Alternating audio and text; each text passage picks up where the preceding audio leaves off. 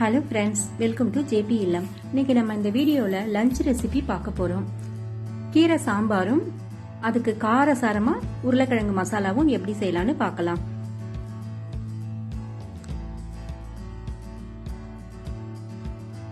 Stove on பண்ணிட்டு ஒரு cooker அடுப்புல வச்சிருக்கேன். அதுல 100 கிராம் துவரம்பருப்பு கழுவி போட்டிருக்கேன்.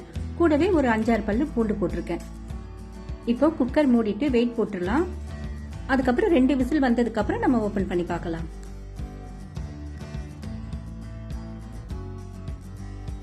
இப்போ 2 விசில் வந்துருச்சு. நம்ம குக்கர் ஓபன் பண்ணி பார்க்கலாம். பருப்பு நல்லா வெந்திருக்கு.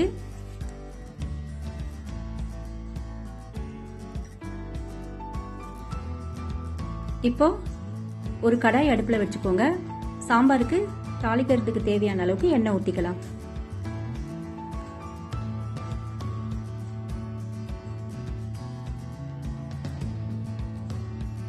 எண்ணெய் நல்லா சூடாகட்டும். அதுக்கப்புறம் ஒரு ஸ்பூன் கடுகு போட்டுக்கலாம்.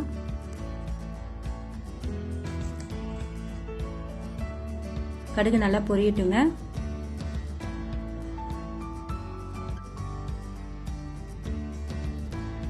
இப்போ ஒரு வெங்காயம் கட் பண்ணி வச்சிருக்கேன், அதை போட போறேன். அதுக்கு முன்னாடி கொஞ்சம் கருவேப்பிலை போட்டுக்கோங்க. வெங்காயம் போட்டு கொஞ்ச நேரம் வதக்கி விட்டுக்கலாம்.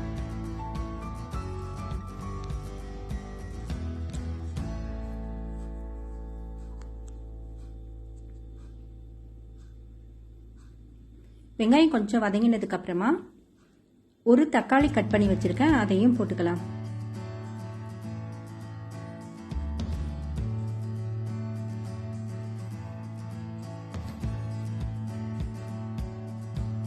வெங்காயம் தக்காளியும் கொஞ்ச நேரம் நல்லா வதங்கட்டும். அதுக்கப்புறமா நம்ம மசாலா பொருள்லாம் போட்டுக்கலாம்.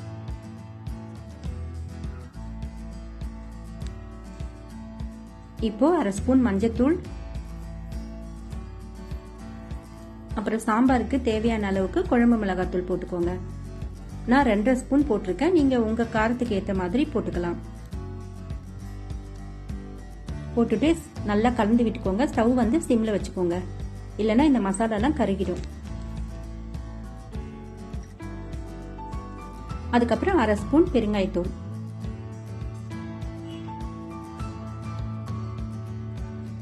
மசாலா தூள் எல்லாம் போட்டதுக்கு அப்புறமா கொஞ்ச நேரத்திலே நம்ம தண்ணி ஊத்திக்கணும்.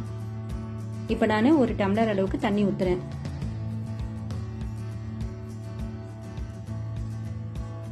நல்லா கலந்து விட்டுக்கோங்க. நான் ஒரு கட்டு பருப்பு கீரையை ஆஞ்சிட்டு நல்லா கழுவி எடுத்து வச்சிருக்கேன். அதை இந்த மசாலாவோட போட்டுக்கலாம்.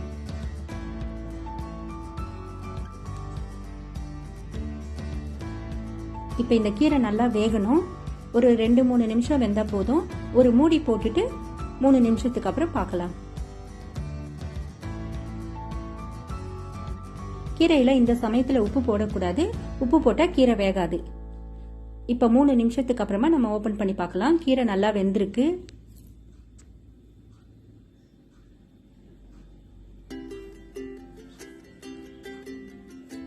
இப்ப நம்ம வேக வச்சிருக்கிற துவரம்பருப்பை இந்த கீரையோட ஊத்திக்கலாம்.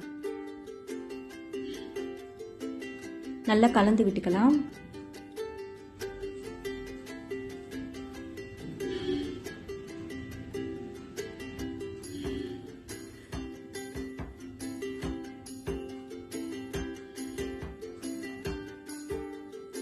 இப்போ சாம்பாருக்கு தேவையான அளவுக்கு உப்பு போட்டுக்கலாம்.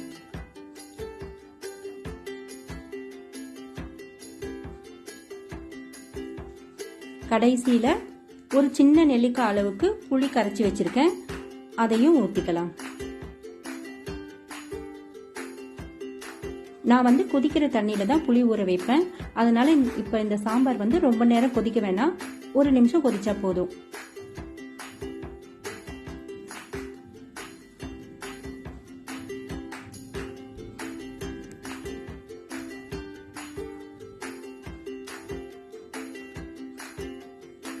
அவ்வளவுதாங்க. இப்ப நம்ம சாம்பார் ரெடி ஆயிடுச்சு. வேற ஒரு பாத்திரத்துக்கு நம்ம மாத்தி வச்சுக்கலாம்.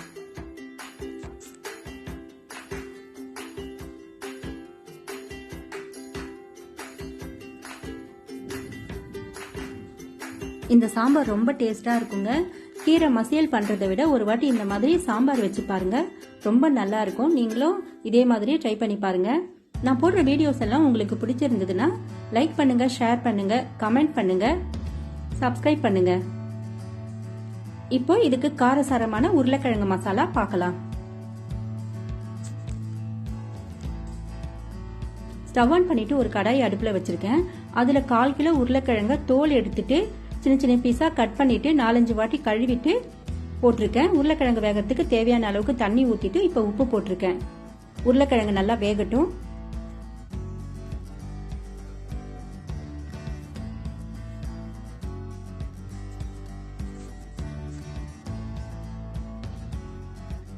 கிழங்கு நல்லா வெந்து வந்துருச்சு. இப்போ நம்ம தண்ணியை வடிகட்டி எடுத்து வச்சுக்கலாம்.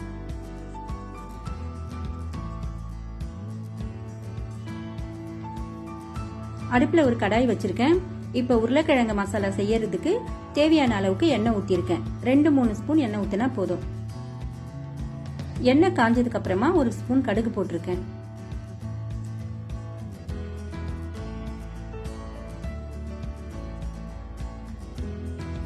அதுக்கப்புறம் 1 ஸ்பூன் உளுத்த பருப்பு போட்டிருக்கேன். கொஞ்சம் கருவேப்பிலை.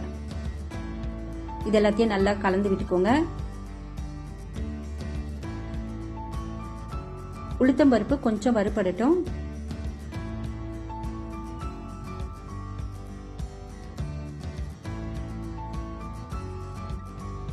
இப்போ வேக வச்சு தண்ணி வடிகட்டி வச்சிருக்கிற உருளைக்கிழங்கு இதுல போட்டுக்கலாம். உருளைக்கிழங்கு போட்டுட்டு நல்லா கலரி விடுங்க. ஸ்டவ் சிம்லே வச்சுக்கோங்க, இல்லைன்னா அடிபிடிச்சிடும். இப்போ நான் 1/2 ஸ்பூன் மஞ்சத்தூள் போட்டிருக்கேன்.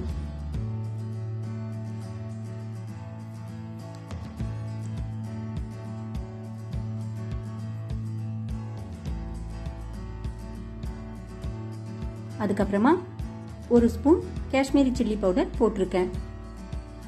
காரம் உங்களுக்கு எவ்வளவு வேணுமோ அந்த அளவுக்கு நீங்க போட்டுக்கோங்க.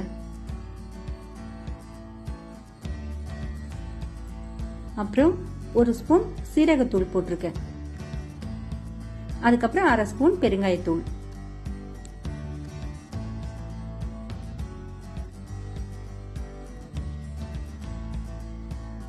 இது எல்லாத்தையும் நல்லா கலந்து விட்டுக்கோங்க. இது ஒரு 10 நிமிஷம் இந்த வாணலியில நல்லா வேகணும். கொஞ்சம் நல்லா சுருங்கி வரும் கிழங்குலாம், அந்த அளவுக்கு நம்ம கிளறி விட்டுக்கிட்டே இருக்கணும். ஸ்டவ் சிம்ல வச்சுட்டு மூடி போட்டு எடுத்து இந்த மாதிரி நல்லா கிளறி விட்டுக்கோங்க. இப்ப பாருங்க நல்லா சுருங்கி வந்துருச்சு. நல்லா கொஞ்சம் கிறிஸ்பியா இருக்கும். இது சாம்பார் சாதத்துக்கு இது ரொம்ப டேஸ்டா இருக்கும், கூட வச்சு சாப்பிட்றதுக்கு. நீங்களும் செஞ்சு பாருங்க. இந்த வீடியோ உங்களுக்கு பிடிச்சிருந்ததுன்னா லைக் பண்ணுங்க, ஷேர் பண்ணுங்க, கமெண்ட் பண்ணுங்க, சப்ஸ்கிரைப் பண்ணுங்க. தேங்க்யூ ஃபார் வாட்சிங்.